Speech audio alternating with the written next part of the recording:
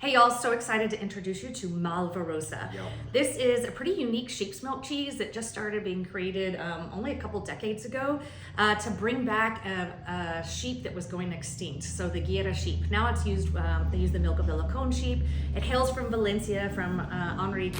But what's so special about this cheese, and you can see it's gonna be a kind of funny shape. So it's about like a bread loaf, almost like a round bread loaf, but they wrap it in a cheesecloth and then they let the whey drain out from there, and so it creates this beautiful fluffy shape.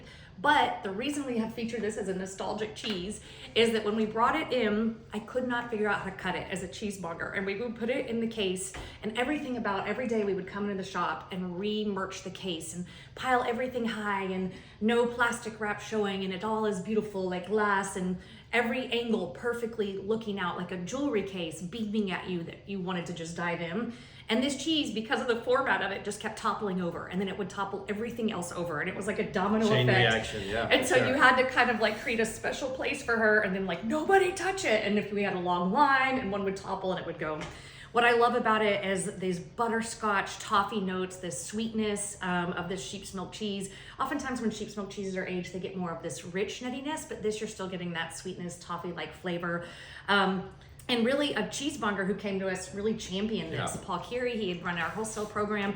And what the story I love about this is there's so many good cheeses out there, but we've really sold at different phases of our lives whatever people have loved. So you know that when you come to us, we authentically don't move anything we don't like. And that has also meant some cheeses have left that we really love, but it's like if the mongers aren't supporting it, then we don't want to push anything on anybody. This was one of them, especially because of what Kendall said, the shape and everything.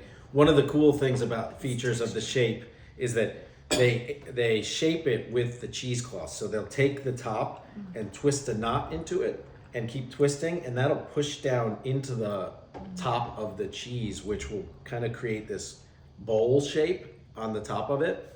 And so the top has a bowl, the bottom is flat, and that bowl will often generate a lot, of mold, blue and green mold. So you can see our So when piece you unwrap has this piece, I'm Expect 99% sure you're going to have a mold lot on of it. mold, and that mold, when we cut it, will actually have come along the face of the cheese as well. This piece has some. So one of our recommendations, you can just scrape it off just like that with a knife. You can or actually just eat you it. can just eat it. It's a part of the delicious. cheese, yeah. It's healthy and it's wonderful, and it's just part creates of the more of an experience. earthy note too.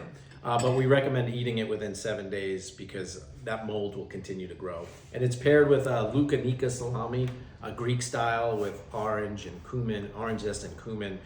Great for the holidays, made in Wisconsin. It's gonna be an amazing pairing, I'm sure. Can't wait to introduce Malvarosa to the team.